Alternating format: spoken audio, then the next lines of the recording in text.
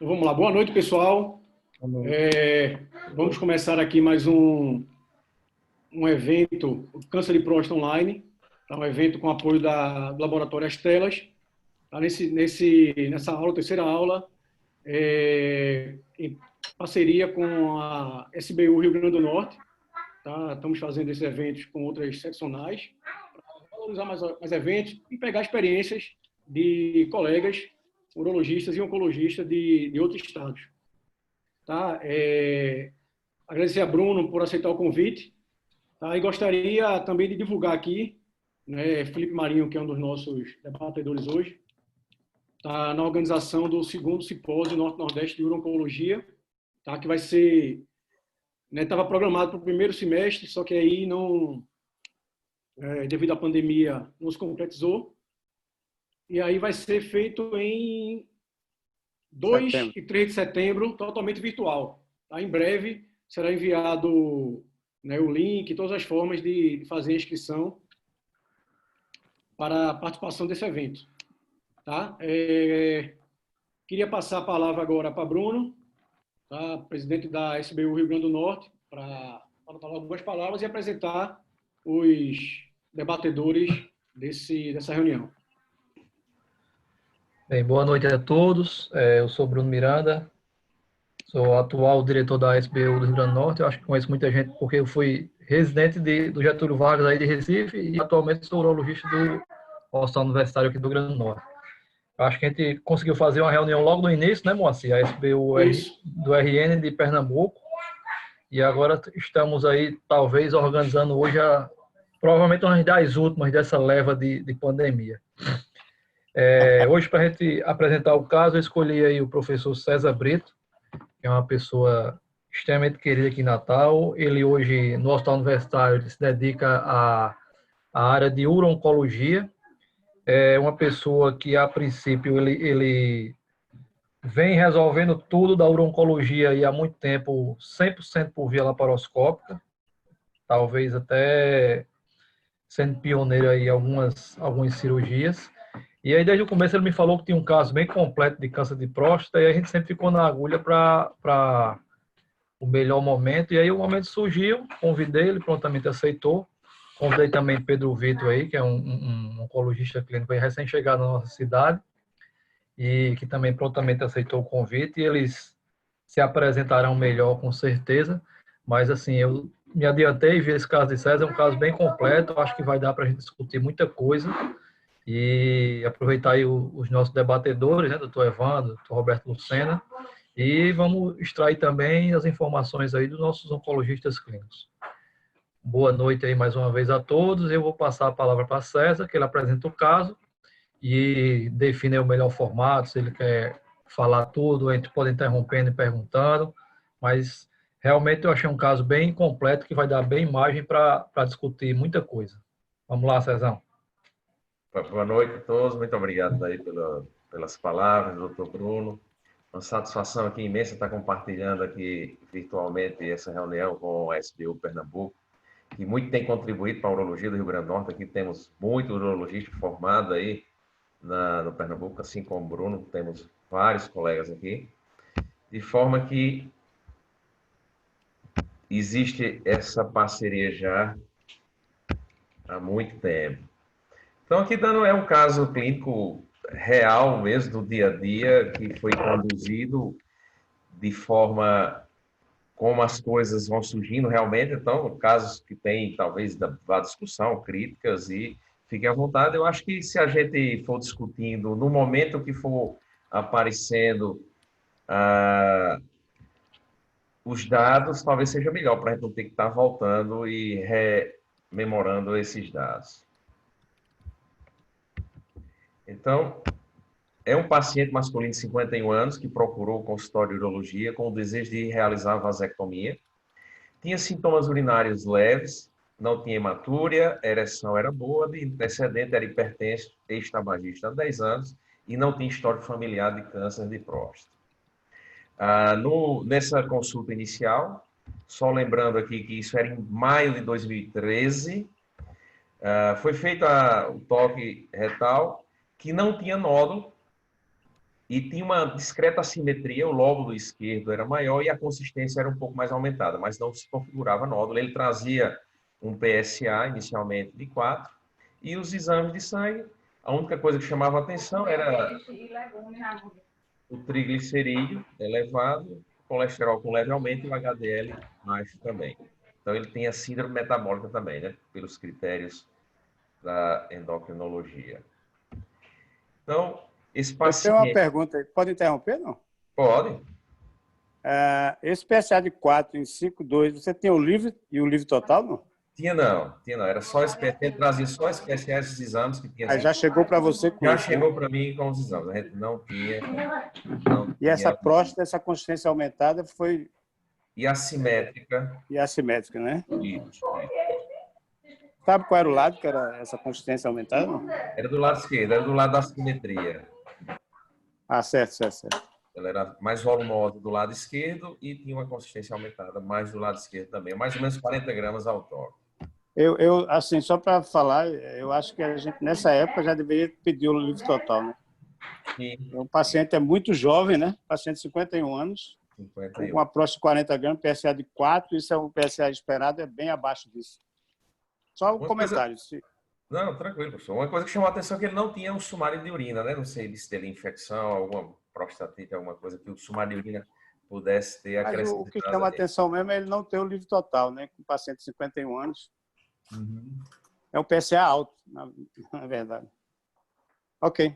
César, lógico que esse caso está datado de 2013, ou seja, hoje não tinha o que a gente tem hoje, mas eu queria abrir para a discussão. Quem atualmente está pedindo ressonância multiparamétrica nesse momento, ou seja, no momento que esse paciente tem indicação de biópsia, né, porque ela tem uma consistência alterada e um PSA de 4, ou seja, provavelmente o paciente que vai para uma biópsia prostática, quem de rotina está pedindo multiparamétrica nesse momento? Hoje em dia eu peço sempre. Hoje, particularmente, eu peço. Quem pode, eu peço sempre. Exatamente. No Getúlio eu não posso pedir, né? Eu acho que a resposta boa é essa, quem pode, porque a gente sabe que é um exame que hoje em dia assustou quando eu escutei a primeira vez assim, ó, daqui a pouco a gente vai estar pedindo ressonância antes da primeira biópsia. Muita gente, rapaz, não pode, isso é conversa, estão querendo vender o exame. Esse momento já chegou, né? Esse momento Exatamente. já chegou. Mas, assim, realmente a resposta melhor, acho que para essa pergunta é isso. Para quem pode, eu acho que qualquer um da gente aqui, se tivesse alguma indicação de biópsia, com certeza faria uma ressonância antes, se a gente fosse o paciente. Eu tenho feito também, mas também já tenho visto muito resultado controverso em relação a paciente com lesão PIRADS 4 e 5 e com biópsia negativa. Então, eu acho que, ao meu ver, o exame está em fase de avaliação ainda. Eu concordo. Mas isso, Roberto, isso a gente sabe que isso depende muito de quem faz o exame, tá certo? Do aparelho que você está fazendo. Se você tiver esses aparelhos tops hoje em dia, você realmente isso muda, inclusive, planejamento para cirurgia, planejamento para... Bom, enfim, isso é como tudo na vida, né? Tudo depende de quem faz também. Uhum. Vamos lá. Então, a gente estava aqui em maio de 2013, esse paciente tinha um relacionamento difícil, ele era demorava às vezes para voltar, tanto que ele voltou em agosto, eu tinha pedido. Geralmente eu costumo, num PSA isolado, no caso não, ele tinha alteração no toque, eu acho que já tinha indicação também de biópsia e de ressonância, mas se for só o PSA, eu geralmente costumo repetir o PSA, já que ele pode sofrer influência de várias coisas. Então ele volta com a piora dos sintomas urinários, o IPSS agora dele era 14, o PSA total subiu um pouco, 4,6, o livre 0,8, a relação livre total de 17, isso em agosto, e o sumário de urina sem sinais de infecção. Além disso, trazia um ultrassom que o rim esquerdo tinha um cisto, com conteúdo espesso, bexigas tinha paredes espessadas, a próstata 54 gramas e o resíduo era desprezível. Então aqui a gente já discutiu, foi solicitada a biópsia. Para avaliar cisto com conteúdo denso, a gente solicitou uma ressonância do abdômen total, não a ressonância multiparamétrica para a próstata, mas também para avaliar aquele cisto. E o IPSS dele estava alto, foi entrado com a tanzolosina e a dutasterida. Então, lembrando que era dois... Oi, professor. Acho que a gente poderia falar alguma coisa sobre biópsia, né? Hoje em dia a gente tem Não sei como é que foi feita essa biópsia, se foi só guiada por ultrassom, se foi com... É só ultrassom aqui, professor. Na época, só ultrassom, não tinha... Ah, desculpe, a gente está em 2013, né? Não era. Aqui, Desculpe. a ultrassom era o padrão, a sextante com 12 fragmentos já era o padrão na época.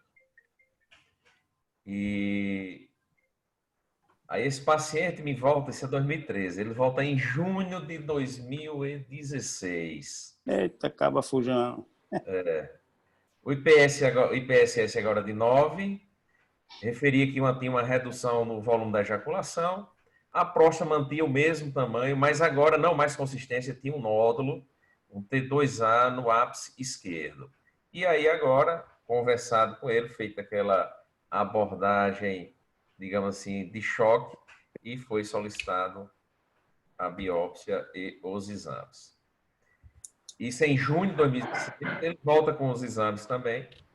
Já tinha solicitado a biópsia pelo toque, obviamente, alterado, mas aí ele volta ele fez os exames em junho, mas só volta em agosto. O PSA agora 9,36. O sumário de urina também não tem infecção. A testosterona 275, SHBG 4,5, LH 1,7.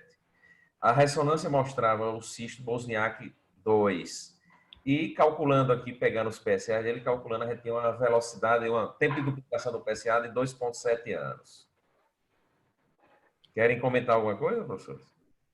É a única coisa que eu vou falar rapidamente com relação ao tratamento inicial, que esse paciente tinha um PSA de 4, tinha uma próstata de 40 gramas, e aí foi iniciado uma dutasterida e um afobloqueador.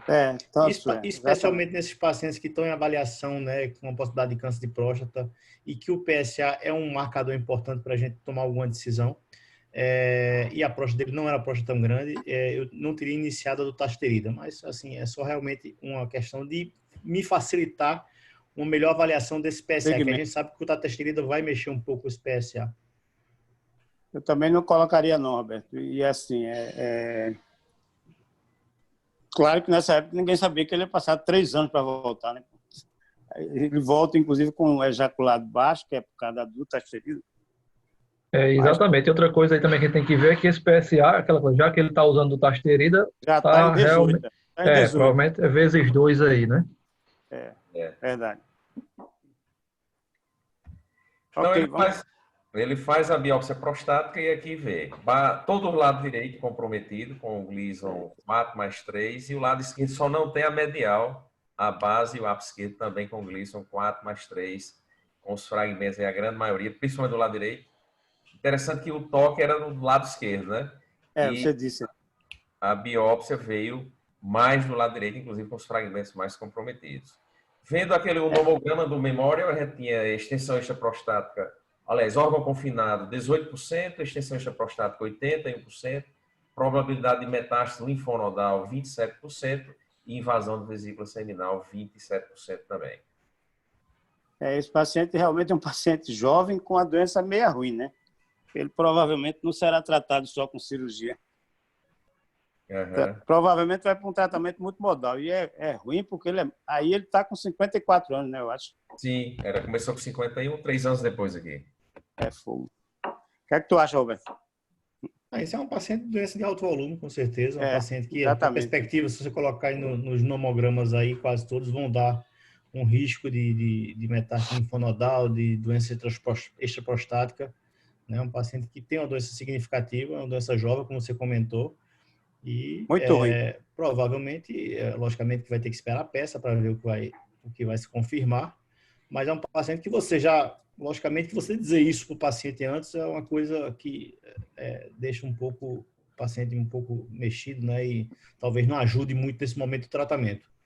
Na prática que vocês estão usando esses cálculos do Memorial, como é que vocês estão fazendo para essa avaliação? Eu não uso com muita frequência, não, mas assim... Tem o Partan, né? O problema é que você coloca esses nomogramas para o paciente nesse momento é uma situação, em termos numéricos, né, que vai deixar o paciente muito ansioso.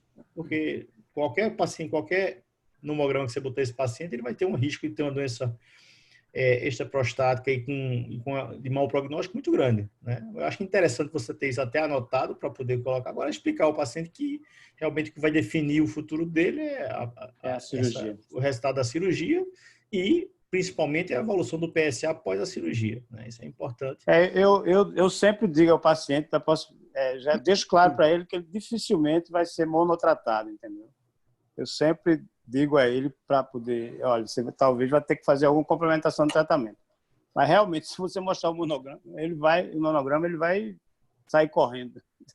Pessoal, em dias atuais, vocês acham que esse paciente... Qual é a visão de vocês quanto ao uso do PET-PSMA na doença localmente avançada?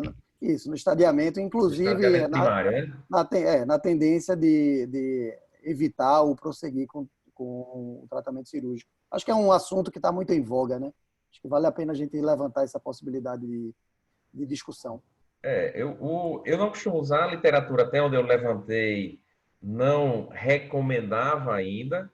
E assim, eu termino não usando, até porque às vezes você poderia tirar a chance desse paciente fazer uma citorredução. Eu acho que o cara descobriu uma metástase, termina, eu acho, não ajudando muito, não. Então, por isso que, particularmente, eu não uso no estadiamento primário, que a literatura, pelo que eu levantei, não recomendava. Não recomenda fortemente, né? Na verdade, a literatura realmente não recomenda, mas eu acho que é uma discussão, não é? A gente Não, sim. Tem alguns trabalhos recentes, inclusive um apresentado na ASCO, mostrando aí um valor preditivo uma especificidade alta, uma sensibilidade ainda não tão alta, mas uma especificidade alta, né? Chegando a mais de 90%. Então, inferindo aí que se a gente em algum momento discutir a possibilidade de utilização do PSA em dias atuais, do PET-PSMA em dias atuais para um paciente desse, e ele for realmente negativo, a chance dele não ter doença linfonodal realmente na peça cirúrgica é muito alta. A sensibilidade ainda é baixa, né? Gira em torno de 40% a 50%, do ponto de a gente entender uma captação em alguma região da linfonodo pélvico, retoperitônio, e que realmente venha positivo. Mas concordo contigo, ainda não é uma prática atual, mas eu acho que vale a pena a gente discutir, né, e levantar questões sobre uma prática que talvez ela se concretize, principalmente entendendo a possibilidade de se evitar de tratamento cirúrgico ou de realmente da gente prosseguir, né, tirando todos esses fatores, agregando esses fatores como o brigante, o nomograma do memório, né, para utilizar na indicação ou não do tratamento cirúrgico. Eu realizo realmente, eu uso o nomograma sempre, até porque, na realidade, o que me interessa mais é a probabilidade de metástase linfonodal para pensar no estadiamento. Então, aqui é um paciente de médio risco desfavorável, tem o 4+3, tinha o toque alterado também, o PSA provavelmente subestimado. Então, é um paciente que eu costumo ainda estadiar com os métodos de imagens, digamos assim, convencionais. Clássicos. Claro. Estilografia e também, como ele já tinha aquela ressonância da pelve, que não mostrava, pelo menos, adenomegalia, quando tem mais do que 10% de metástase, de probabilidade de metástase linfonodal, eu sempre estadio com o exame de imagem de pelve e a cintilografia, mais nesses casos em que tem pelo menos 2 fatores de médio risco para frente. Então, eu fiz o estadiamento, o paciente tinha ressonância magnética, não tinha adenomegalia, a cintilografia era negativa nesse momento. Então, o paciente com a doença pesada e volumosa, de mau prognóstico, mas com a doença, a princípio, localizada. 54 anos, alguém faria o que de tratamento para ele? Sugeria fora cirurgia. Paciente muito jovem, a princípio, eu sou mais cirúrgico, mas alguém teria mais algum tratamento? Eu vou voltar à coisa de Marinho. Nesse caso aí, eu pediria o PET-PSMA. Com esse resultado de cintilografia negativa. Nesse caso, se eu pudesse, eu pediria. Não sei qual é a opinião de Roberto, antes de tratá-lo. Eu não, assim, ao meu ver, eu não tenho feito isso de rotina ainda, né? Eu acho que a gente ainda vai, talvez, refinar ainda essa indicação, né? E o próprio exame vai melhorar com o tempo, né? Como a gente tem já bastante trabalho, mostrando que paciente com doença, mesmo que seja localmente avançado, Vai operar, né? tem indicação cirúrgica, né? A gente bypassou aquela fase. Eu sou na época da residência, que se você começar a fazer uma linfadenectomia, e todo paciente fazia linfadenectomia, mandava para o dado patológico, e na época eu era R1 de cirurgia, rodando na urologia, e torcia para vir positivo, né? Para acabar a cirurgia logo, né? Porque era rotina lá na Unicamp, né? Porque você fazia a linfadenectomia, quando vinha positivo, você abortava o procedimento. A gente sabe hoje em dia que existe respaldo científico para você, mesmo que tenha linfonodo positivo, ou seja, inclusive não existe indicação hoje para se fazer congelação no intraoperatório de prostatectomia radical, justamente por causa disso, porque existe evidência científica para prosseguir a prostatectomia radical mesmo com linfonodo positivo na linfadenectomia. E nesses pacientes, eu acho que o template da linfadenectomia tem que ser um pouco alargado, ou seja, você tem que sair um pouquinho do linfonodos obturatórios e alargar um pouquinho, porque você tem risco de ter linfonodo com essa biópsia tão desfavorável no pré-operatório. Diferente desse tempo que você falou, que eu ainda sou mais antigo ainda, hoje em dia já estão começando a falar até em cirurgia citoredutora, né? Está começando a aparecer alguns trabalhos aí falando na possibilidade de se fazer. Não sei se você já leu alguma coisa, mas isso já está começando a se falar. Mas era isso mesmo. Eu, quando fui residente, assim, no meu tempo, há muito tempo isso, a gente não... Primeiro, você pegava doente já numa fase muito adiantada, porque você praticamente só tinha toque retal. Pra vocês terem ideia, quando eu me formei em 77, a gente nem tinha ultrassom. Começou o ultrassom, mas era só ginecológico. Então, era toque retal, raio-x de bacia e de coluna, porque você tocava e dentro era tudo uma pedra. E depois essa coisa foi evoluindo de forma que a gente... Houve uma época, todo mundo sabe que a gente operava doente com um Gleason bem baixinho, e hoje se inverteu, né? A gente deixa esses doentes... E hoje, cada vez, se opera mais doentes já com doença mais avançada. Eu acho interessante essa discussão do PET-PSMA, porque acho que a pergunta fundamental é o quanto que mudaria a conduta do paciente, né? Um PET-PSMA. Acho que hoje o PET-PSMA, as grandes discussões que envolvem o seu uso, é justamente no cenário do estadiamento do paciente de alto risco e também no estadiamento do paciente com recidiva bioquímica.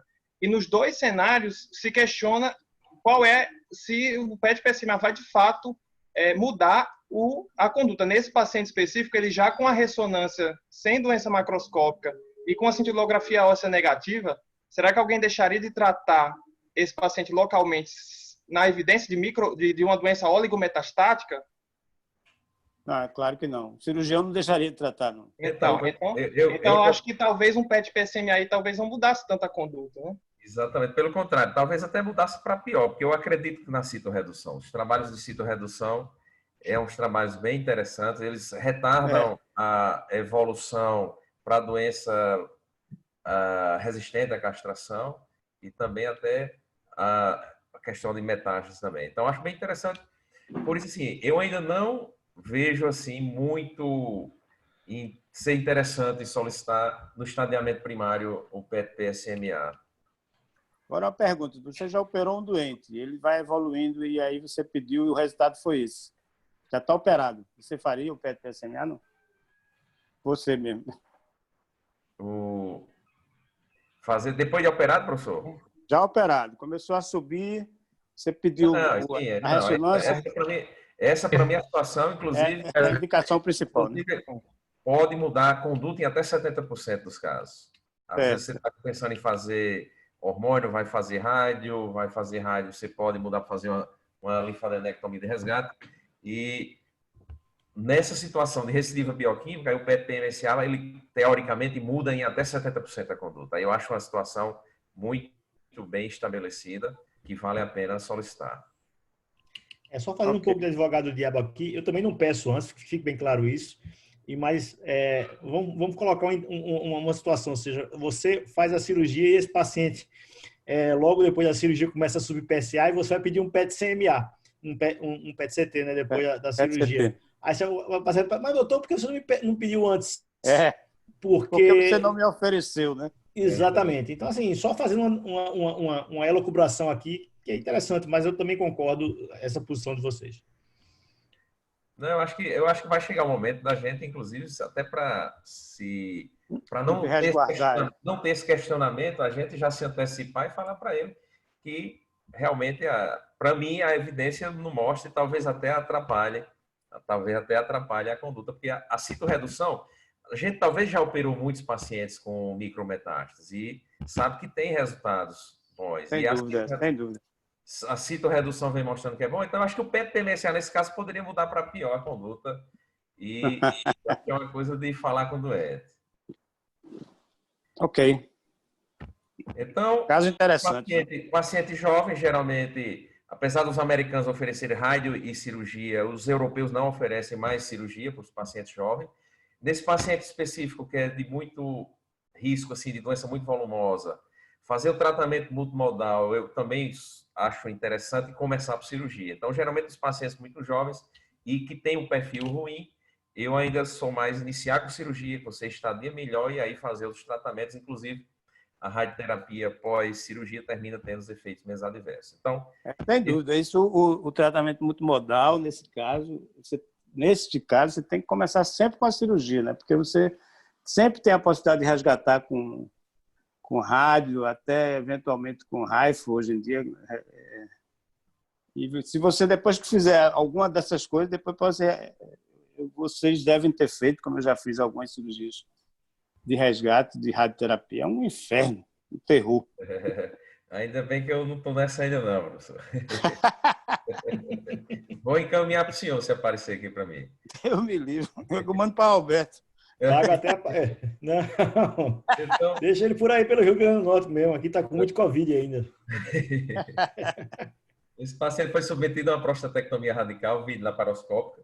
A gente também usa o nomograma a gente usa mais o Memorial, e quando tem a probabilidade de linfonodo positivo de mais de 2%, a gente faz sempre a linfadenectomia estendida do cruzamento da ilíaca com os ureteres e da ilíaca comum com os ureteres, o cruzamento da comum com o ureter, da ilíaca externa e interna e até o canal obturatório. Então, fazemos estendida a linfadenectomia. Você tirou quantos linfonodos, sabe? Eu tenho na frente. Professor. Tem, tá bom, tá certo. Tem. Então, foi feita a cirurgia dele em particular. Ele tinha um lobo mediano que foi trabalhoso. Uma coisa que chama muita atenção para mim hoje, que eu não vi muita descrição, mas a anastomose dos pacientes que tem uma bexiga espessa, ela é uma anastomose muito mais difícil.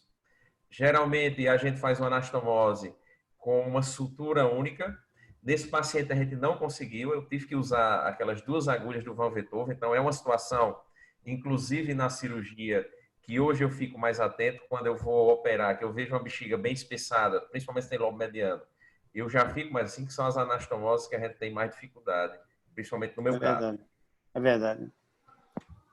Então, esse paciente foi feita a cirurgia, evoluiu tranquilo.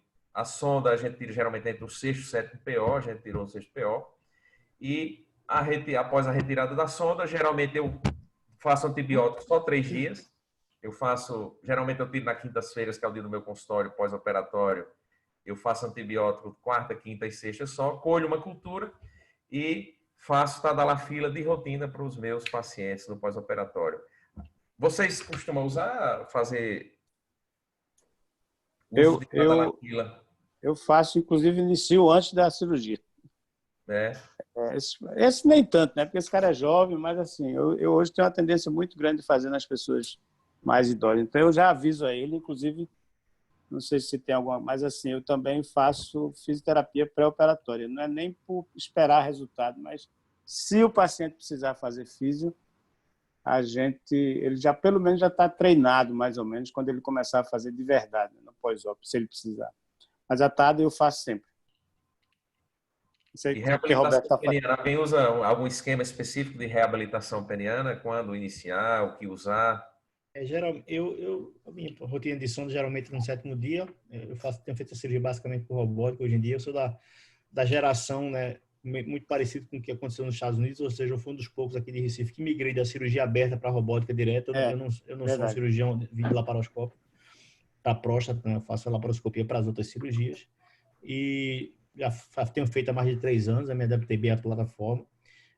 Eu parto normalmente utilização no 10º dia e no retorno de 30 dias, aí eu começo geralmente a reabilitação. Geralmente eu uso tadalafila 5 miligramas, acho que a grande maioria das pessoas tem usado esse protocolo. E o resultado tem sido muito bom, assim. Às vezes o paciente precisa de alguma coisa a mais de demanda, principalmente no começo. E aí tem que ver se o paciente vai tolerar, né, tanto inibidor assim com a dor de cabeça, com dor muscular e tal, mas normalmente eu tenho feito a tadalafila de 5 miligramas. E aí... Por que você não inicia, Roberto? Por que você espera o número 30 dias? Você acha que tem benefício? Eu acho que nessa fase inicial, o paciente está mais... Eu acho desnecessário essa reabilitação. Eu sei que existe muito trabalho mostrando, mas assim, é uma fase que o paciente tirou a sonda com o 7º dia, ainda está aquela fase de ganhar ou não continência, né? Eu geralmente libero para dirigir com 2 semanas. Então, assim, eu não acho que esse momento inicial existe muito interesse sexual do paciente, apesar de saber da importância para o corpo cavernoso, dessa oxigenação, para evitar atrofia, tudo.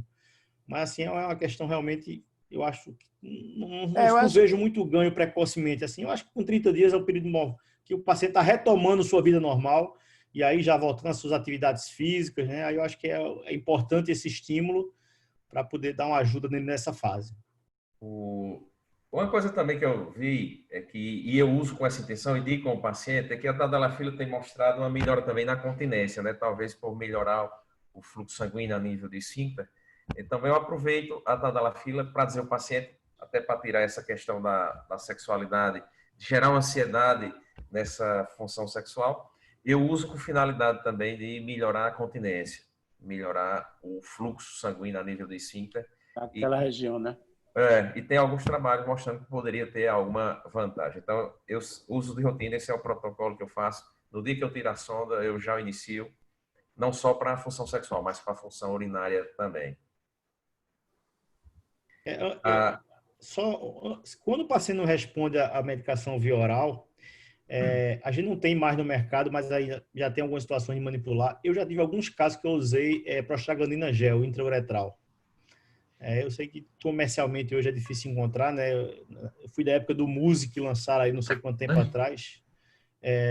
Mas eu ainda acho, eu acho que é importante nesse momento você ter várias possibilidades de estar estimulando o paciente a ganhar, a recuperar a sua vida sexual. Então, se você acha que se o paciente não está indo bem com o inibidor, antes de partir para alguma coisa injetável, que a gente sabe que tem essa opção também, mas que é mais difícil a adesão, eu já usei em algumas situações esse gel, prostaglandina gel intrauretral, e tive alguns bons resultados, outros não, mas assim, eu deixo isso como informação para quem quer tentar aumentar o armamentário nessa fase, talvez usar e ter sua experiência também nesse sentido.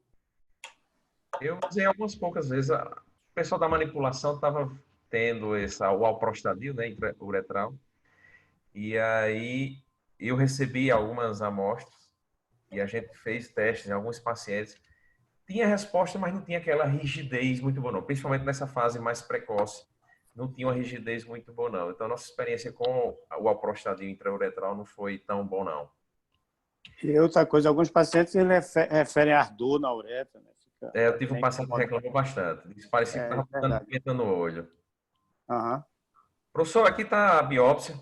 O Gleason veio 4+3. Tinha um Gleason secundário 5, grau 5. Não tinha extensão extraprostática, para nossa surpresa, como o nomograma dizia. Tinha infiltração linfática. Tinha uma margem de 1 milímetro no lobo médio direito, com Gleason 3+4 nessa margem. As vesículas seminais não estavam invadidas e linfonodos foram 17 linfonodos removidos.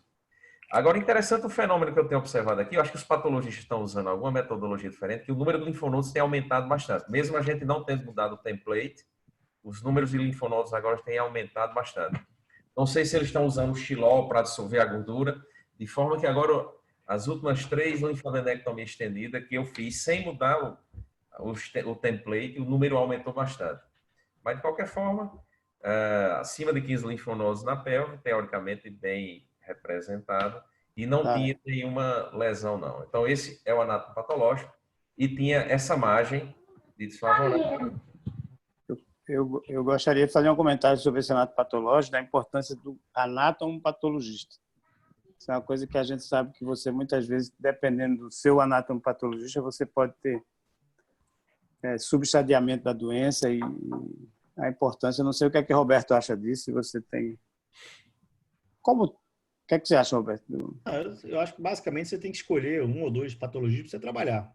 E gosto de trabalhar com isso, né? Não pode ser para Não qualquer dá, não pessoa. dá, não dá. Para quem faz, quem O começa a ter geralzão mais não volume pode. de cirurgia de rotina e precisa de informação, e a gente precisa de informação para tomar decisão, né? Exatamente, Então é para poder fundamental conduzir o paciente, né? você precisa ligar para o patologista, precisa conversar com ele, precisa discutir. Então, assim, é fundamental para tomar decisão, né? Esse é um paciente que, como já esperado na biópsia, né? Você é um paciente de doença de alto volume. Agora, como o Renato mostra, ele foi muito bem operado, né? Essa margem aí, Exatamente. dentro das possibilidades que existiam, foi o menor problema possível. Porque era de se esperar que esse paciente podia ter cápsula, podia ter linfonodo positivo, podia ter uma margem maior, né? Uma margem comprometida a margem maior. é 3+4, né? Não tem 4+3 a margem. Então, assim, já dá uma certa diferença. Ou seja, apesar do que se esperava, eu achei que o anátomo foi bem favorável. Agora é ver como a coisa vai caminhar, né? Discutir nesse momento.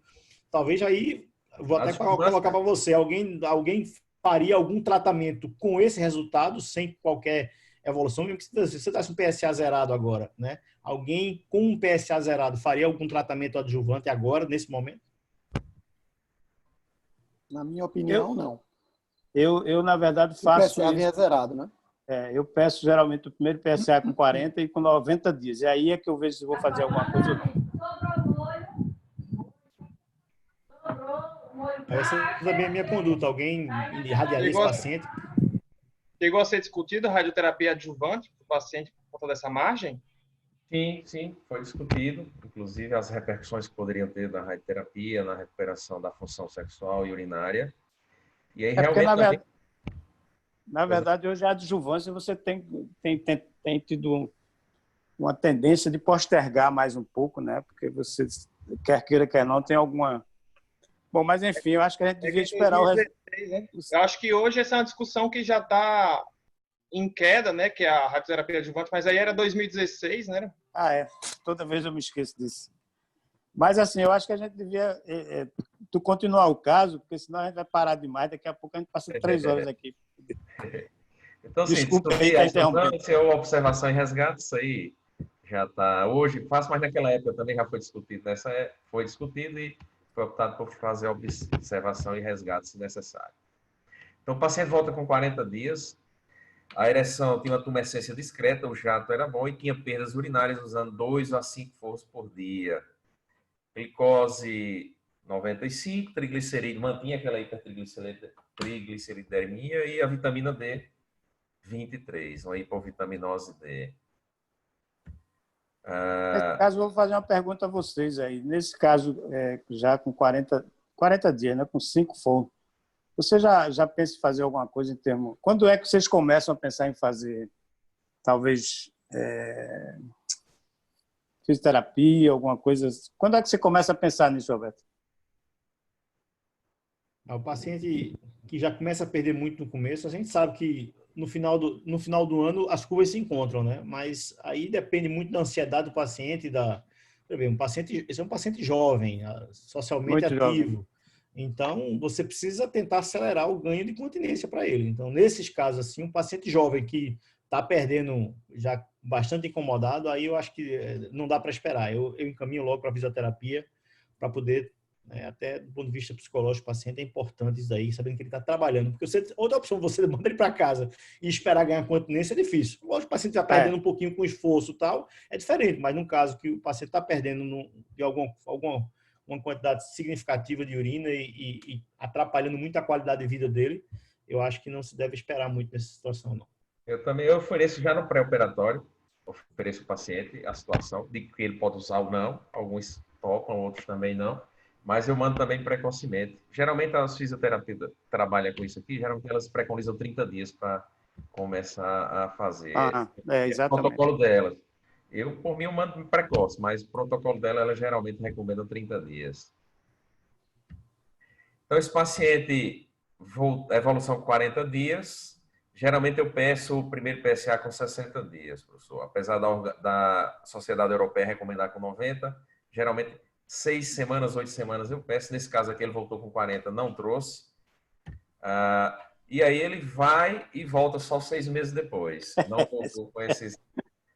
E aí a continência tinha dado uma melhorada, estava usando um forro por dia, a ereção já tinha mais ou menos 60% de rigidez e já permitia ter uma atividade sexual satisfatória. E o PSA dele persistiu. Tá ruim. PSA de 1, triglicerídeos de 450 e também o colesterol alterado. Como ele voltou... dele, quando é que saiu? O PSA dele pós-ópera. Esse é o primeiro PSA dele que ele trouxe. Não, tranquilo. Persistiu com o PSA. Ele é meio rebelde, esse paciente. Volta 6 meses depois, né? Ele tem umas dificuldades de fazer acompanhamento. Nessa situação... Porque estava preso, né? Oi? Teu áudio tá ruim, Bruno. Então, nessa situação, o triglicerídeo estava se aproximando de 500, a gente passou o fenofibrato, já que ele também tinha colesterol elevado, e solicitamos um novo PSA para ver se poderia ser algum erro, digamos assim, de laboratório. Aí, ele volta, ele resolveu fazer em 2 laboratórios, como era a interrogação dele, se realmente poderia ser um erro do laboratório. Ele fez em 2 laboratórios distintos no mesmo dia. E aí caiu um pouco, mas continua alto, fosfatase alcalina normal. E o controle triglicerídeo... 6 meses de operado está alto. Né? E aí tinha caído um pouco, mas persistia elevado. E agora? Faremos o quê? Esse paciente tem 1 ano de operado, né? Oi? 7 meses. 7 meses. 8 meses. 7, 8 meses de operado. Setembro, maio, julho. 9 meses. Doença residual, né? Com certeza. Persistência do PSA. Então, a gente fez um reestadiamento, novamente, cintilografia óssea negativa, ressonância também sem evidência de recidiva. Aqui bate naquela questão da sensibilidade, especificidade desses métodos convencionais. E aí... Aí você fez o PET. Aí a gente fez o PET. Aí no PET tinha um linfonodo pré-sacral, exatamente fora daquela área que a gente tinha feito a linfadenectomia. Era bem ali, abaixo da bifurcação da aorta, entre um ureter e outro. Bem na região onde, teoricamente não, onde a gente não sobe, que a gente vai até o cruzamento dos ureteres. E aí tinha um linfonodo pré-sacral com 9 milímetros, sem mais outras lesões. E esse SUV foi de 14? Foi. Fácil, né? Sim.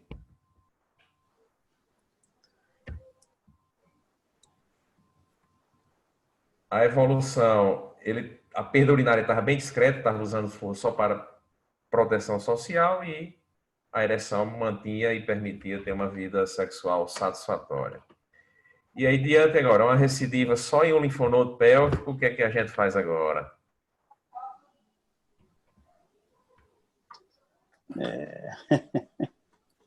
Nós estamos em que ano aí? Aqui é 2017 ainda, professor. Certo. Já que pediu o exame, né? Atrás disso. Vocês acham que o tratamento, a tentativa de resgate cirúrgico é uma possibilidade? Tinha menos de 60 anos aí, né, ainda? Tinha. Tem. 2017. Ele começou em 13 com 51. Hoje ele está com 58 hoje em dia, né? Eu acho que o resgate cirúrgico é uma possibilidade, né? Existem alguns trabalhos mostrando já que existe ganho em algumas situações. Principalmente, só tem um ponto de captação. Agora, assim, eu particularmente não tenho experiência, sendo muito sincero. Não vi, caso meu nenhum, mas já acompanhei algum caso de alguns colegas que trabalham. Misael já operou alguns pacientes desse tipo. Eu sei desse de Misael. Mas eu acho que já operou mais uns 2, sabe, Evandro?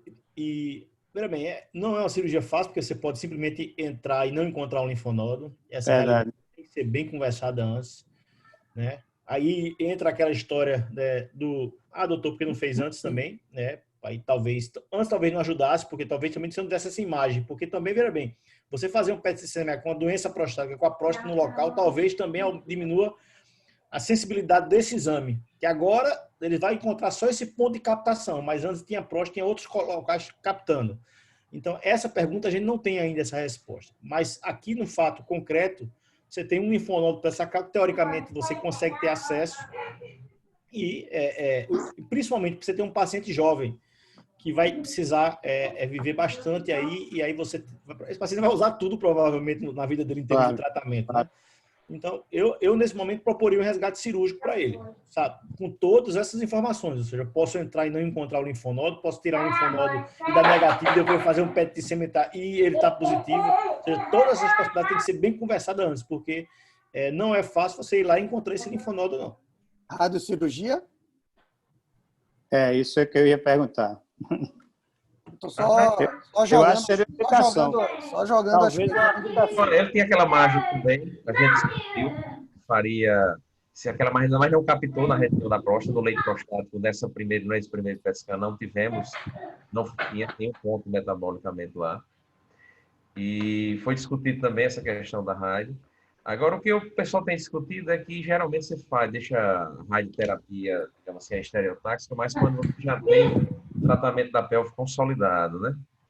Você primeiro consolida a pelve inteira e aí depois faz a estereotáxica.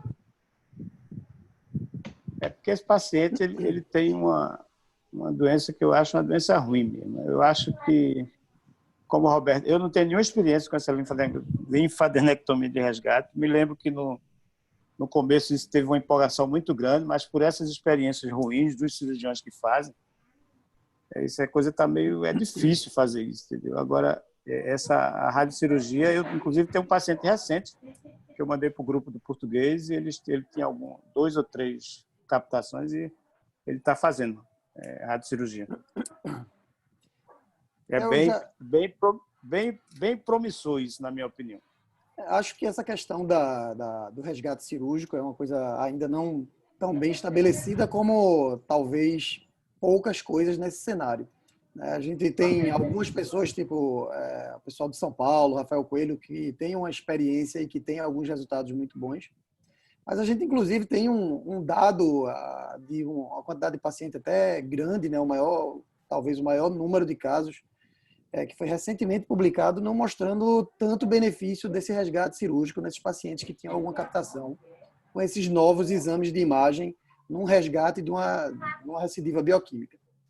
É claro que o tratamento mais talvez racional e o que é mais utilizado é você irradiar o leito prostático associado a algum tipo de terapia hormonal, né? Lembrando que esse é um paciente que já tem uma hipercolesterolemia, hipertrigliceridemia, e por mais que ele use por pouco tempo, ele parece não um paciente que é meio avesso a médico. De qualquer forma, seria o tratamento que teria que ser discutido com o radioterapeuta também para incluir esse linfonodo pré-sacral, né? Porque ele não poderia irradiar somente ele. Ele teria que irradiar também o leito prostático, que é o tratamento habitual. Mas é uma coisa que é muito discutível ainda, né? Eu ficaria um pouco mais inclinado, fazendo aqui o contraponto, eu ficaria um pouco mais inclinado para a radioterapia com uma terapia de deprivação androgênica associada. Tem essa questão que foi muito bem apontado, da dislipidemia, da síndrome metabólica. A gente tem dados a gente tem 2 grandes estudos nesse cenário, né, de radioterapia de resgate com associação de hormonoterapia. Um deles é com bicalutamida, 150 mg por 2 anos, então com ganho de sobrevida global, inclusive, e elegeu justamente esses pacientes de um prognóstico mais desfavorável, com PSA maior que 0,7 e recidiva macro. Um dos critérios era um RTOG. Era recidiva macro pré-sacral, era um dos critérios de eleição. Então, eu acho que esse paciente seria um bom candidato também para rádio de resgate com a hormonoterapia associada. Concordo também. não iria para discussão tratamento cirúrgico. Eu acho aqui que talvez conheço o César, então assim, eu sei mais ou menos as condutas, a gente faz ambulatório, apesar de ser áreas diferentes, mas a gente faz ambulatório no mesmo dia. Eu acho que talvez ele seja assim até um dos mais empolgados aqui com a linfadenectomia, e eu acho que ele deve ter até feito a opção por esse método. Você tem alguns casos, né, César, de linfadenectomia de resgate? Tem uns poucos casos. Na realidade, a gente começou a fazer um pouquinho antes, a gente não tinha o PET-PSMA aqui ainda, tinha dificuldade, então a gente usava alguns critérios clínicos para selecionar os pacientes, mas realmente a resposta não é boa. Do ponto de vista técnico, para a gente não muda assim muito, porque mais ou menos a gente amplia a linfadenectomia como se fosse uma cistectomia. Ao invés de a gente fazer a linfadenectomia da prostatectomia, a gente bota nos limites que vai ali até a mesentérica inferior e faz também um pouquinho mais lateral, até o nervo genitofemoral, que a gente não costuma fazer na prostatectomia. Então, a linfadenectomia de resgate, a gente amplifica só esse parâmetro, deixa ela no ponto da pelve, tira a pelve toda agora como se fosse uma cistectomia. Então, assim, do ponto de vista cirúrgico, só algumas aderências, que tem mais. Eu já fiz alguns pacientes que tinham feito cirurgia aberta e tinha feito só a linfadenectomia obturatória. Aí, nesse caso, fica ruim porque a aderência fica ruim. Mas se o paciente já fez uma linfadenectomia estendida, bem feita, na pelve, então eu acho que fica até interessante e tecnicamente não é tão ruim, não. A única coisa que eu vejo é que a gente vai trabalhar bem em cima do plexo hipogástrico, bem ali na bifurcação da aorta, então a gente pode ter bastante disfunção neurológica da pelve. Então, só para a gente adiantar, pelo adiantar da hora, a gente fez a linfadenectomia de resgate desse paciente. Na realidade, quando a gente soltou o reto inteiro, para ver aquela área pré-sacral, ver a aorta até a mesentérica inferior, a gente não viu linfonodo nenhum, como o Dr. Roberto tinha falado aqui, às vezes não acha, mas a gente foi com calma. E o que me chamou a atenção nesse caso é que ele tinha uma drenagem para o mesorreto. Era assim, um linfonodo, ao meu ver, fora de uma drenagem, digamos assim, natural da próstata. Porque o linfonodo ficava grudado bem na veia retal superior. Depois da bifurcação da mesentérica inferior, esse linfonodo estava lá dentro do mesorreto. E realmente ali naquela área da bifurcação da aorta e das ilíacas comum, pelo menos macroscopicamente, não tinha nenhuma doença, não. E a gente optou, que aí é outra coisa discutível também, do ponto de vista cirúrgico. Você pode fazer a linfadenectomia, fazer o template, independente de ter linfonodo macroscópico ou não, ou você fazer a terapia direcionada para metástase. Aí, nesse caso, devido exatamente essa questão da neurologia pélvica, a gente optou por fazer, e estava numa área fora de drenagem habitual, a gente fez só a ressecção do linfonodo, e mesmo assim, esse paciente ainda foi temporário, mas ele teve uma constipação intestinal bem interessante, bem prolongada, assim, depois dessa manipulação ali da bifurcação da aorta. E aqui é uma coisa que é esperada pela manipulação do plexo hipogástrico, pode alterar todo o funcionamento dos órgãos pélvicos. E aí a metástase veio, o linfonodo mesorreto com metástase linfonodal, adenocarcinoma pouco diferenciado. Uma pergunta, no caso, se alguém optasse por radioterapia, qual seria o tempo que vocês fariam de bloqueio hormonal? Isso é mais para os... Isso é uma pergunta que surge em todo tipo de reunião dessa. O pessoal da ONCO. Então, a gente se baseia em dois grandes estudos, né, que nos respaldam em fazer a hormonioterapia associada à radioterapia de resgate, né? O primeiro é o GETUG-16. O GETUG-16 ele usou 6 meses de bloqueio central, né, com um análogo de GNRH. Ele usou 6 meses. Esse estudo ele veio positivo para a sobrevida livre de progressão bioquímica. Então, é o estudo que respalda a gente usar a castração central. Tem outro estudo, que é um RTOG, que usou bicalutamida por 2 anos, na dose de 150 miligramas. Esse mais para perfil de pacientes com síndrome metabólica. E esse do RTOG teve um ganho de sobrevida. Justamente mais ou menos o perfil desse paciente, uma doença de alto risco, com PSA entre 0,2 a 4, é um bom candidato. Para esse paciente que vai fazer a radioresgate, a gente tem essas duas opções hoje, com evidência científica na literatura. Lá, a minha experiência da minha formação, que é no Instituto do Câncer, lá a gente fazia 6 meses, fazia 2 doses de leucorrelida. Eu também, o que eu geralmente faço é também 2 aplicações de medicação, né, do ADT, de algum bloqueio central. Né? A gente tem a gozerelina, então a gente acaba usando a gozerelina. Eu não tendo a fazer, apesar do estudo positivo, eu não tendo a utilizar a bicalutamida em dose alta, uma dose tóxica, e por muito tempo eu acabo evitando, porque é muito mais simples você fazer 2 aplicações de Zoladex para o paciente nessa situação.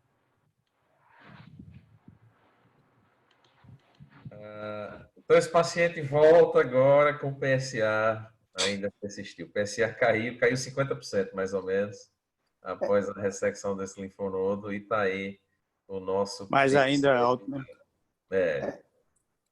O grande questionamento é, na verdade eu até ia falar, mas acabei esquecendo inicialmente, com aquela retirada do linfonodo, você tem uma doença linfonodal ali periprostática, que seria uma discussão também se valeria a pena você fazer bloqueio hormonal ad eterno, né? Imaginando que ele tem uma doença linfonodal, a gente não sabe se ele tem outra doença linfonodal, mas seria uma discussão a se fazer, né? Acaba que talvez esse valor de PSA ainda alto acabe embasando uma decisão para quem decide utilizar esse tipo de medicação ao invés de agregar a radioterapia, que traria algum tipo de toxicidade local, né, continência, ereção, mas de você fazer ele de forma eterna, é claro, o paciente perderia totalmente a ereção, né, ele teria que ser protetizado ou coisa parecida, mas exatamente por causa disso, porque tirou um linfonodo, mas será que tem outro?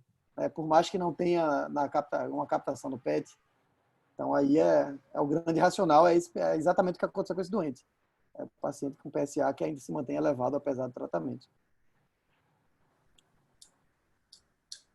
Então, esse paciente, o PSA subiu um mês depois, o PSA foi para 0,8, foi solicitada a avaliação da radioterapia, ele foi submetido ao IMRT, 74 Gray na loja e 46 na pelve, sem hormonioterapia, e o PSA, 9 meses depois, dava 0,36, mas não tinha zerado ainda. Ele evoluía com piora importante da ereção e uma recrudescência das perdas urinárias. Ele chegou a ficar só com forro de proteção e agora ele está perdendo realmente urina, com um pé de teste aí de 24 horas, com 103 gramas de perda, que já seria uma perda grave. Complicação da rádio, né? É uma complicação da rádio. Ele já vinha com a ereção meia e com perda e piorou agora. É isso que a gente tem que pensar muito em indicar radioterapia, mesmo com os aparelhos que hoje tem aí, que são top, né? Mas ainda tem esse tipo de complicação. Mas tudo bem, vamos em frente aí. O que é que você fez aí agora? O que a gente fez? Colocou a prótese artificial. Foi colocada no mesmo tempo, isso era uma demanda do paciente importante, e aí foi colocada no tempo só. Um esfíncter artificial e uma prótese semi-rígida.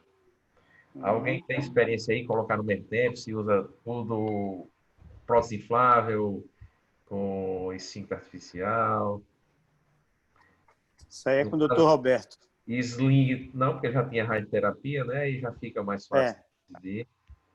Apesar que a perda urinária dele era uma perda, assim, teoricamente o sling daria, mas pela radioterapia já não seria uma discussão. O engraçado é que esse paciente, ele foge, né, dos prazos, mas ele é de topar tudo, né? Porque tudo que você propôs aí... Propôs, ele vai fazendo.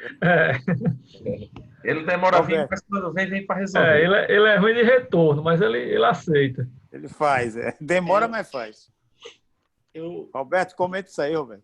Eu já fiz em algumas situações, já fiz isso. Mas eu particularmente não gosto muito dessa abordagem de um único tempo. Eu tendo a escolher o que tem incomodado mais o paciente. Primeiro, são 2 corpos estranhos, risco de infecção, de extrusão, né, aumenta. Um paciente já muito manipulado, 2 cirurgias prévias. E, às vezes, quando você coloca uma prótese, o paciente tem aquela compressão ali na região bulbar e tal, às vezes melhora um pouquinho a continência. Não é uma coisa muito frequente, mas já ouvimos falar isso, já tive alguns pacientes que tiveram esse resultado. Então, pelo que você falou, o paciente não tem uma perda urinária muito significativa. Eu tenderia a colocar uma prótese peniana. Eu tenho colocado muito pouco prótese semirrígida. Eu sei que é um problema sério do ponto de vista logístico, até de autorização e tal. Mas realmente não me sinto muito confortável em colocar uma prótese semirrígida, apesar de eventualmente precisar colocar, mas deixo o Tem paciente muito conseguido autorizar, orientado. professor? Tem conseguido autorizar? Olha, alguns casos, assim, eu já tive algumas autorizações, porque eu já recebi uns 3 ou 4 pacientes com prótese semirrígida quebrada, e a Unimed, nessa situação, autoriza a inflável. Eu estou até com um paciente para colocar antes da pandemia, está autorizado no convênio. Mas geralmente é por liminar judicial, né? E aí é a injeção de saco, quando é Unimed é comitê de ética, sou chamado lá e tal, mas assim, é o que eu defendo. Não dá para dizer que uma prótese semirrígida é igual a inflável, porque ninguém nasce em ereção plena o tempo inteiro. Então, não é fisiológico uma prótese semirrígida. Se você quiser dizer que é igual, o auditor pode até dizer, mas eu garanto que eu faço uma defesa boa. Então, assim... Só interrompendo um pouquinho. Outro dia eu fui levantar, porque tinha um paciente que era paraplégico e queria colocar. Aí eu fui levantar após pontos tudo. Na realidade, para o paraplégico, os caras defendiam a semirrígida porque facilitava o cateterismo, sabe? Aí eu terminei não tendo nem argumento. Mas tem alguns pacientes que querem colocar. Eu gostaria até de ver como é que argumenta para a gente poder... Pois o que você está falando, eu participei uma vez de um encontro no Rio, acho que foi no encontro do pessoal lá daquela Jornada Carioca, Evandro, que você sempre vai também, lá do Paulo e do Fernando Vaz. Paulo e na época foi um pessoal da Holanda, Paulo que estava vendo. E justamente, ao contrário, na Holanda, uma das indicações de prótese inflável, que só autoriza lá no sistema é quando o paciente tem incontinência e faz cateterismo. E aí eles usam a prótese inflável lá. Eu fiquei sem entender, mas assim, é uma coisa cultural, própria lá da Holanda. Então, basicamente, eu tentaria colocar uma prótese primeiro, né? De preferência, uma prótese inflável, para ver se dá uma melhora nessa continência e para melhorar a qualidade de vida do paciente. E já coloquei as duas coisas, mas hoje eu tento evitar. Eu já tive alguns pacientes que, claro, com incontinência pequena, que você coloca uma prótese semirrígida e eles melhoram realmente. Inclusive, Salvador andou um tempo fazendo um trabalho com isso, mandando as pessoas tomarem alguns voluntários para poder o cara ficar de erétil e tentar urinar. E realmente, a gente, quando está erétil para urinar, o negócio fica meio apertadinho mesmo para sair o xixi. Né? Então, Salvador fez um trabalho desse, não sei nem se ele terminou, mas ele veio, inclusive, pedir a mim para eu participar, para eu falar.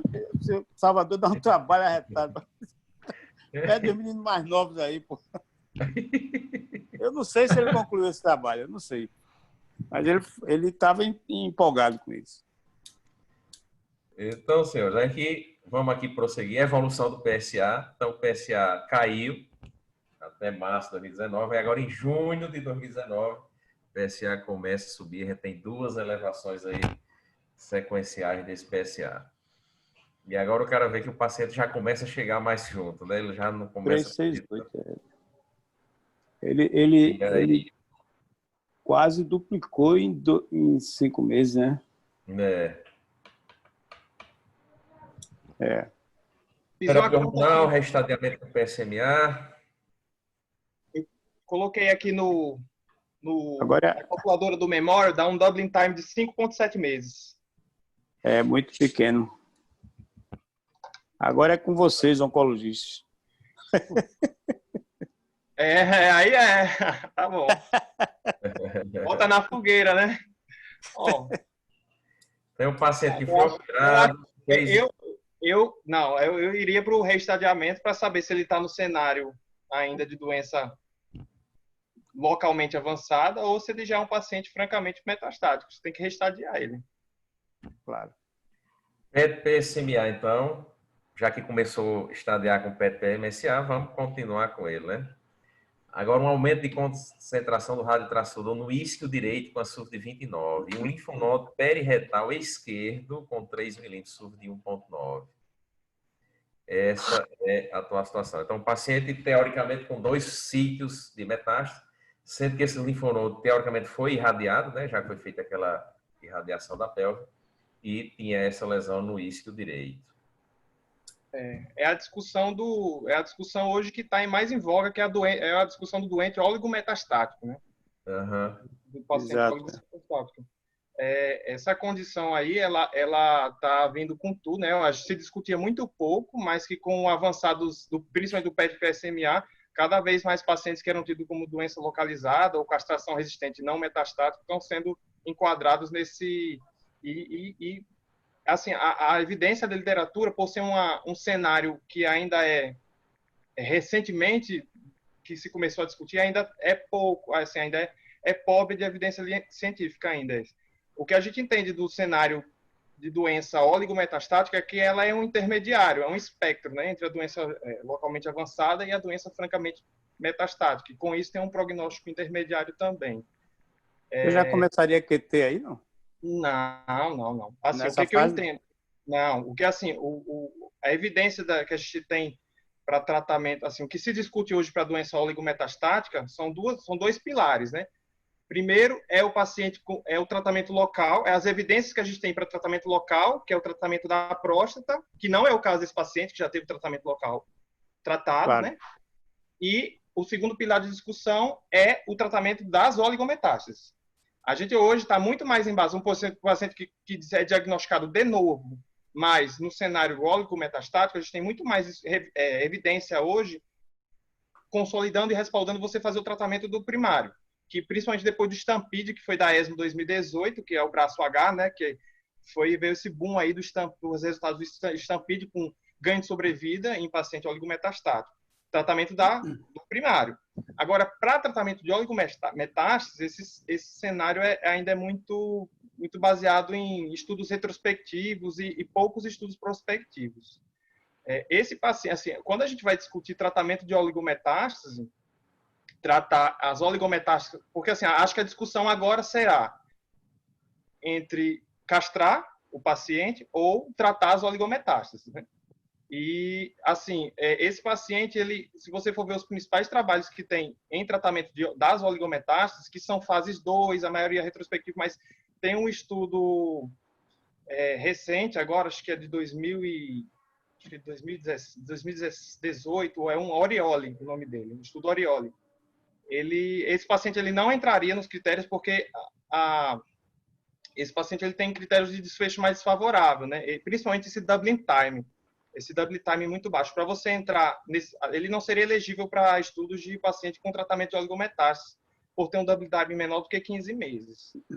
Assim, eu acho que na prática hoje o que a gente faz para decidir entre castração e tratamento das oligometástases é entender qual o lado do espectro que ele vai. Se você acha que ele é um paciente com perfil de doença indolente, que vai ficar demorando a ter lentas progressões, você pode usar o tratamento da oligometástase como um artifício de adiar a castração. Mas se você acha que esse é um paciente que vai progredir rápido, que se você tratar com radioterapia as oligometástases, daqui a 2, 3 meses ele vai estar polimetastático, aí não adianta. A grande benefício do tratamento, como o Pedro estava falando aí, é você evitar o paciente ficar castrado, né? Então, você evitar o tratamento hormonal contínuo, que seria o caso para ele agora. Seria o grande objetivo. Esse foi o grande objetivo do Oriol e do STOMP. São dois trabalhos, assim, prospectivo fase 2, relacionados ao tratamento da oligometástase. O grande detalhe é que a gente acredita que ele tem uma lesão óssea e uma lesão linfonodal, mas a gente não tem como dar total certeza. Ele tem uma velocidade, um tempo de duplicação do PSA muito baixo, o que faz imaginar que a doença dele é uma doença mais agressiva. Então, além disso, ele nunca zerou o PSA, né? Nunca, fez tudo isso até nunca conseguiu zerar. Isso. Então, o grau de anaplasia, né, que eles chamam, né, também, assim, talvez influencie para esse PSA não subir tanto, né, com lesões evidentes como ele tem. Só para continuar aqui, isso aqui é a exame, vê a imagem aí do isquio direito com a lesão, a linfonodo era pequenininha, nem tá aí.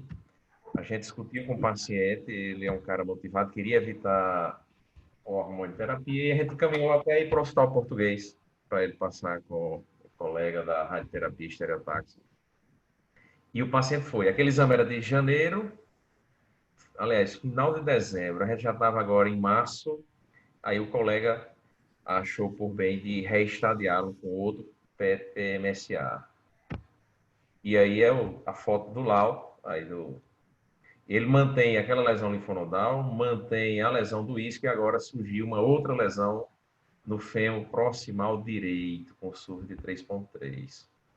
Então, vê que ele surgiu outra metástase, mas mesmo assim ele pelo menos preenche aquele critério de 3 metástases, né? Ele preenche o critério de oligometastático ainda. Ainda. E aí o que fazer? Só Para o que PSA dele, nessa época, quanto tempo do primeiro PSMA para o segundo? E qual é o PSA? Ele tem um PSA desse... em torno de 0,66. Aí está agora... tudo mais ou menos aí. O último PSA, na realidade, eu pedi agora, ele não voltou.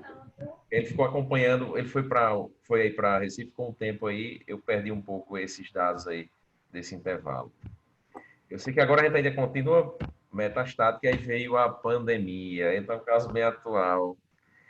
E aí ele estava se organizando para fazer a estereotaxia, o colega achou que tinha indicação, porque tinha as 3 metástases.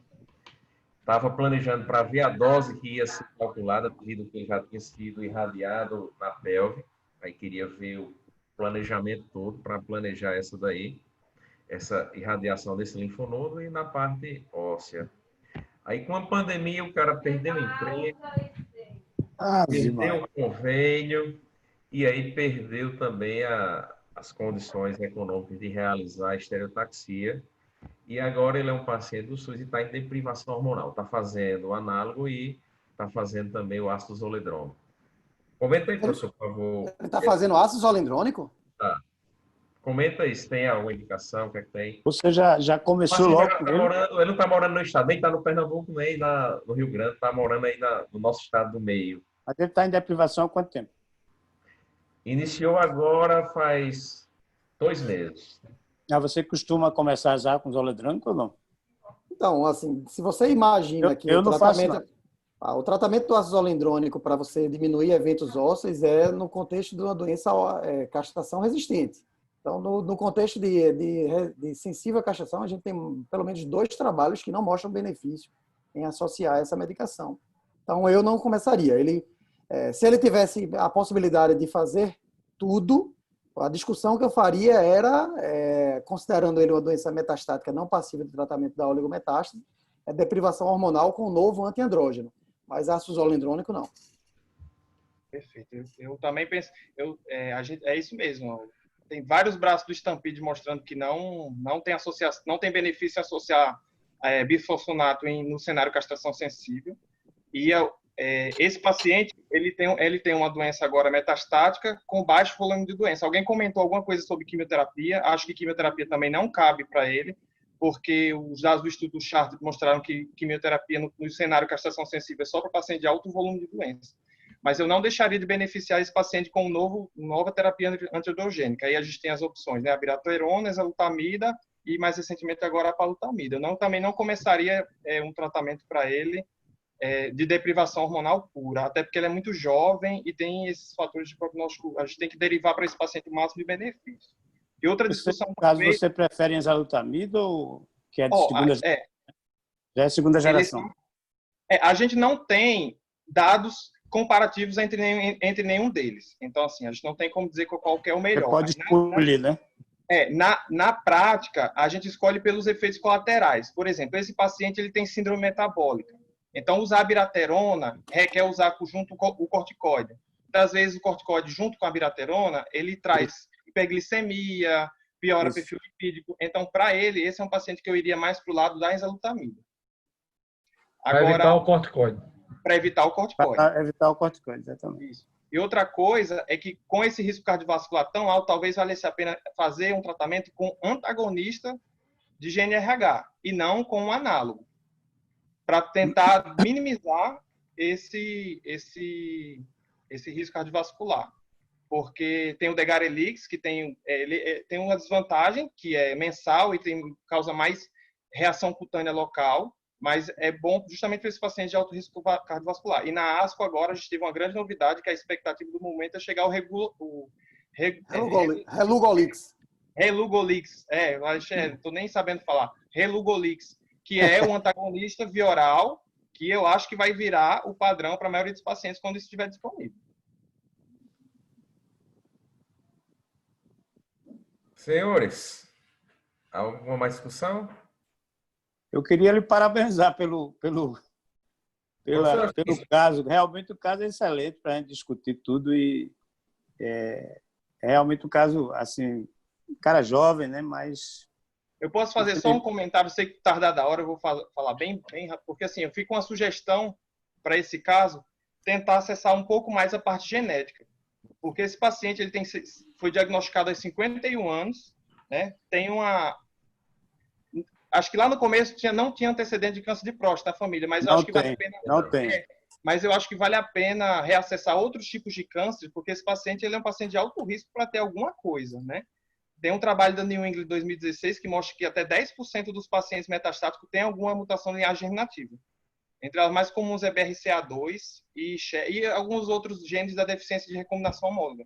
Porque agora que esse paciente é um paciente metastático, a gente vai começar a sequenciar tratamentos para... Ele é incurável. A gente vai sequenciar tratamentos para ganhar sobrevida. E lá na ponta, hoje a gente já tem trabalhos com platina, inibidor de PARP. Então, vale a pena talvez resgatar essa próstata dele, mandar para sequenciar, ver se tem mutação de BRCA, pegar mais essa família, porque isso vai ser importante mais para frente. Quando ele sair, quando ele virar castração resistente, quando ele virar refratário a várias medicações, a gente vai precisar dessas informações. Muito bacana, bacana. E, senhores, é o seguinte, esse caso aqui era um caso que a gente discute uma vez por mês no nosso grupo mais restrito e terminou que estava pronto e Bruno falou. Se vocês tiverem saco, eu tenho algumas coisinhas que a gente já discutiu tudo, mas só para ilustrar e botar alguma literatura, se vocês quiserem, eu passo rapidamente aqui. Eu quero. Então, só para a gente discutir. A gente vai discutir, passei a testosterona, o tempo de duplicação do PSA, margem positiva, invasão angiolinfática, Gleason terciário, persistência do PSA, dislipidemia, linfadenectomia de resgate, radioterapia adjuvante ao resgate e oligometástase. Só para a gente já discutiu tudo, mas só para aproveitar e passar alguns artigos aqui relacionados a isso.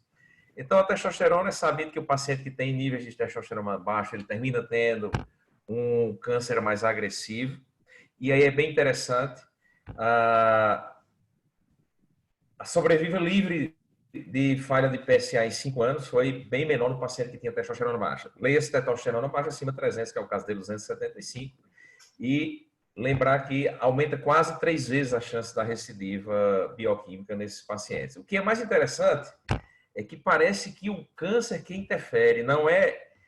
eu já tinha lido algumas coisas que seria um paciente que vivia num ambiente, digamos assim, de baixa testosterona e colocaria ele lá na frente e já numa resistente à castração. Mas aqui parece ser o contrário e talvez isso aqui surja algumas coisas interessantes. Esse câncer parece que ele produz inibina e o câncer inibe o testículo, inibe o eixo da hipófise. E interessante mais ainda é que quando faz a prostatectomia radical, em geral, esses pacientes elevam a testosterona. Então, parece que realmente é um marcador do câncer. Não é a testosterona baixa que piora o câncer, mas sim o câncer que está baixando a testosterona. Isso é um dado interessante e aumenta até 3 vezes. Um trabalho aqui do pessoal de Porto Alegre mostrando que a testosterona baixa aumenta a chance de margem positiva, aí talvez bata aquilo com ter tumores mais agressivos, talvez seja isso, mas o trabalho não aborda isso. De qualquer forma, aumenta. Quando a testosterona era baixa, a margem positiva chegou a 39%, quando ela era normal, a margem era menos da metade, 14%. A taxa de duplicação do PSA é outra coisa interessante. Quando essa taxa de duplicação é abaixo de 36 meses, sugere mais um paciente com extensão doença extraprostática. Quando ela é a menos de 24 meses, sugere invasão de vesícula seminal. A falha bioquímica também aumenta bastante quando a taxa de duplicação do PSA é abaixo de 36 meses. Foi de 25% contra 0% dos pacientes que tinham taxa. Então, para alguns estudos, a duplicação do PSA é um fator de mau prognóstico, mas tem alguns estudos que não corroboram com isso. A margem positiva, a gente sabe que nem todo paciente com margem positiva vai evoluir com recidiva bioquímica, mais ou menos 20% a 50% evolui. A cirurgia minimamente invasiva, ela não aumentou muito, varia de 10% a 30%. Isso aqui é interessante que o nosso residente que se formou ano retrasado, ele acabou de levantar os nossos casos, e é só do serviço onde o residente opera, ou seja, tudo na curva de aprendizado em prostatectomia laparoscópica deu exatamente isso. Os pacientes com T2, a margem girou em torno de 10%, e os pacientes com T3, a margem gera em torno de 30%. Então, o PSA pré-operatório, o volume transretal, medido no ultrassom transretal, estadio 3, isso interfere com a margem positiva. Aqui é aquela questão do comprimento da margem, e o comprimento da margem, ela parece influenciar, mas, no entanto, quando a gente tem um T2 e o Gleason é menor do que 6, a margem não importa. Já quando tem T3 e o Gleason é maior do que 7, aí sim a chance de recidiva aumenta bastante, mesmo naquelas margens com menos de 1 centímetro. Então, talvez tenha margens e margens aí. Mostrando aqui que é o Gleason maior do que 7 e o T3 que influencia essa questão da margem. A invasão de linfático, ela também é um fator prognóstico. Não é uma coisa que eu, pelo menos na minha prática diária, costumo ver tanto. Esse é um caso que chamou a atenção. A incidência da margem na literatura varia de 5% a 53%. Na minha prática, gira em torno desses 5%. Não é comum o que a gente vê aqui. Mas a margem realmente, a invasão linfática, ela aumenta muito. E em 5 anos, enquanto os pacientes que não tinham invasão linfática, a taxa de sobrevida livre de recorrência bioquímica era de 87%, quando a invasão linfática estava presente, era de 38,3%. Mostra aqui o gráfico, mostra que a invasão linfática realmente é um fator prognóstico bem interessante.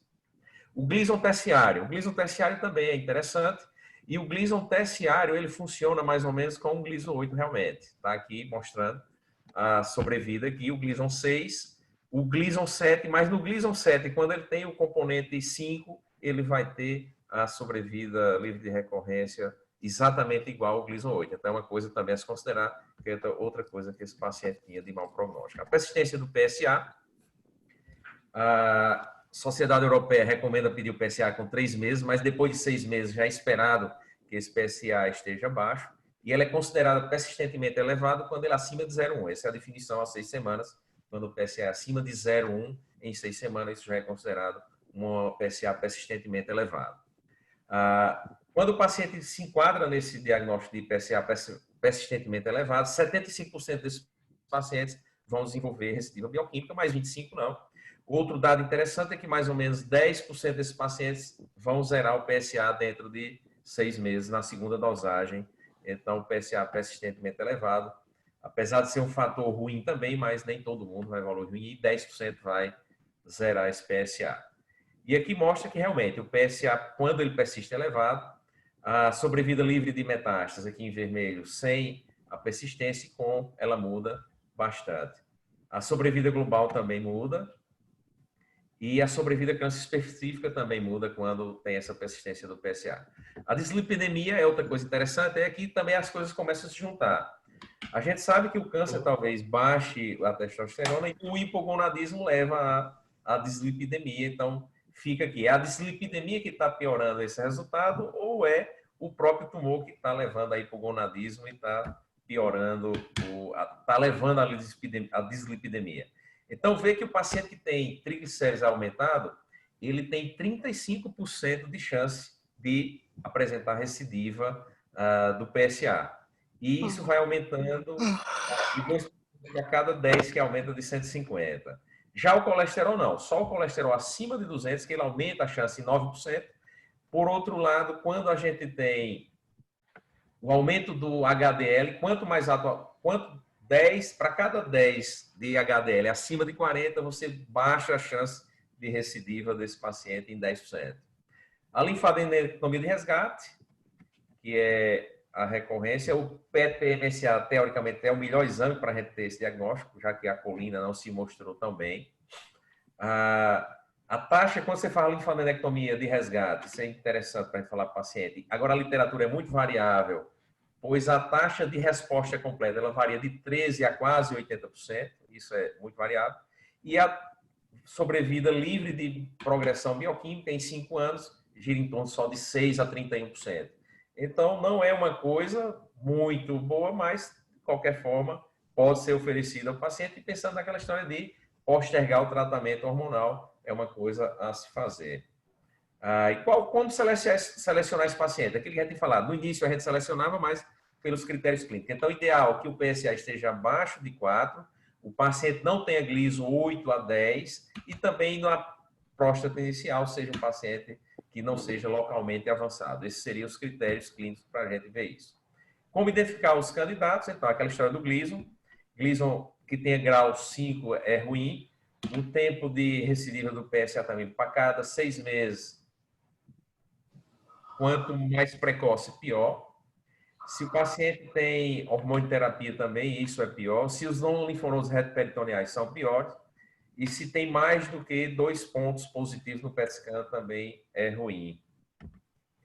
Então, o paciente ideal, talvez, para fazer linfadenectomia é aquele paciente que tinha, no máximo, 2 pontos no PET scan, tinha o PSA abaixo de 4 e entre a recidiva e o tratamento primário, mais de 36 meses. E que sejam até um Gleason 4+3. Nessa situação, a chance de recidiva precoce do PSA é só de 15%. Já quando você aumenta esses fatores de pior gravidade, 60% praticamente já vão persistir com a elevação do PSA. A radioterapia adjuvante e resgate já foi muito bem comentado. Os trabalhos mostravam que a adjuvância era melhor. E, no entanto, só 20% dos urologistas usam encaminhar esse paciente para fazer a adjuvância devido aos efeitos colaterais. E agora os trabalhos vêm mostrando que a radioterapia de resgate bem inicial, quando o PSA é em torno de 0,2, ele tem o mesmo, as curvas aqui falam por si, tem o mesmo resultado da adjuvância. Então, talvez a gente fazer uma monitorização boa e encaminhar esse paciente precoce. Uma coisa que chama aqui é que a sensibilidade do PSMA é só quando chega a 0,5. Então, talvez isso ainda vá ser estabelecido. Qual é o PSA que a gente vai encaminhar esse paciente para a radioterapia de resgate? Porque os estudos têm mostrado que até 0,2 se equivalem a adjuvante. E aqui exatamente mostrando que com 5 anos adjuvante e resgate tem a mesma coisa. Na oligometástase, aquela história, o consenso que teve mais recente, eles ficaram entre 3 lesões, 5 lesões, de forma que a maioria, até 5 lesões, concordaram. Isso ainda está para ser definido. Aí a gente tem o oligo metastático, aquele paciente já surge com metástase, com tumor primário ainda, o oligo recorrente, o oligo progressivo, que é o paciente com resistência à castração. E aqui mostra o seguinte, outro dado também para a gente conversar com os pacientes. A sobrevida livre de progressão em 2 anos, ela varia em torno de 35% a 45% dos pacientes. Isso em 2 anos. Então, a gente ganharia nesses pacientes a chance de não fazer tratamento hormonal. Já o tratamento local, o controle local da metástase, ele chega a 100%. Em vários casos, varia entre 80% e 100%. Então, é interessante que os pacientes têm metástase sintomática no castrado resistente, talvez seja interessante, já que tem um bom controle local. Mas, do ponto de vista para a gente falar com os pacientes, é aquela questão da resposta e da sobrevida livre do tratamento hormonal, que não é tão, mas em 2 anos varia entre 35% e 45%.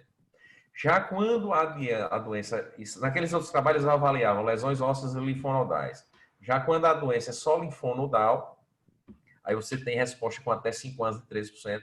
Teoricamente é um pouco melhor da lesão óssea. Então, senhores, era bem rapidinho, só para a gente mostrar só ilustrar o que a gente tinha discutido. Parabéns aí pelos debatedores.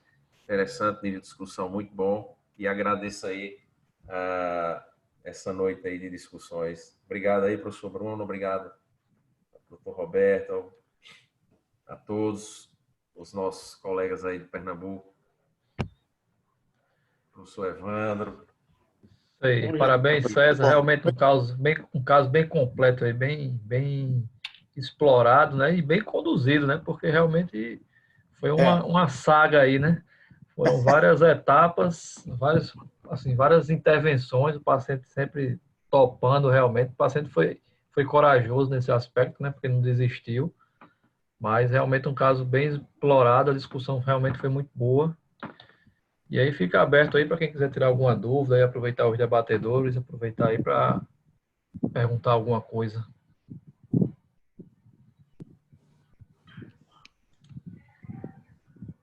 Não, em relação a mim, não. Eu acho que já foi bem debatido. Não sei se alguém quer fazer pergunta, comentar alguma coisa.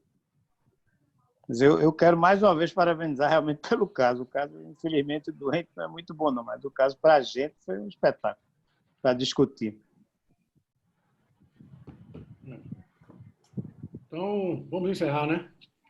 Vamos encerrar aí, agradecer mais uma vez ao pessoal que se organizou, né, preparou o caso, aos debatedores, a todo mundo que está aqui presente. A gente sabe que essa pandemia está acabando, a gente quase não tem mais paciência para esse tipo de evento, foi muita coisa aí. Overdose. Exatamente. E a gente sabe que a gente sempre deixa alguma coisa para estar aqui nesse momento. Então, mais uma vez, muito obrigado, boa noite a todos e vamos aí juntar mais vezes aí a SBU Rio Grande do Norte com a de Pernambuco, porque essas parcerias têm gerado discussões de níveis bem altos. Eu acho que vale a pena a gente sempre se rever. Obrigado mais uma vez, obrigado Pedro Vitor aí também. Queria agradecer... Desculpa aí, Pedro e Felipe, não tinha comentado vocês, uma satisfação aqui. Queria agradecer a todos aí que desculpa aí ter estavam omitido. Presentes aí no evento, que participaram. Queria agradecer às telas pelo apoio, né, a esse evento, mais um apoio que eles estão fazendo, dando à SBU Pernambuco. Tá? Agradecer aos participantes do evento, a César, que apresentou um caso aí, como todo mundo já falou, né, um caso complexo, bem conduzido, bem rico de detalhes. Tá? Agradecer ao doutor Evandro, a Pedro, a Roberto Lucena, Felipe Marinho. Tá? Aqui também agradecer a Bruno, presidente da SBU Rio Grande do Norte, pela parceria nesse evento. Já é o segundo que a gente faz conjunto e, quem sabe, teremos outros por aí, nas próximas semanas. Tá? Obrigado a todos, boa noite. Tá? Até a próxima, então. Boa noite, Valeu, pessoal. Boa noite. Tchau. Tchau, tchau. Boa noite.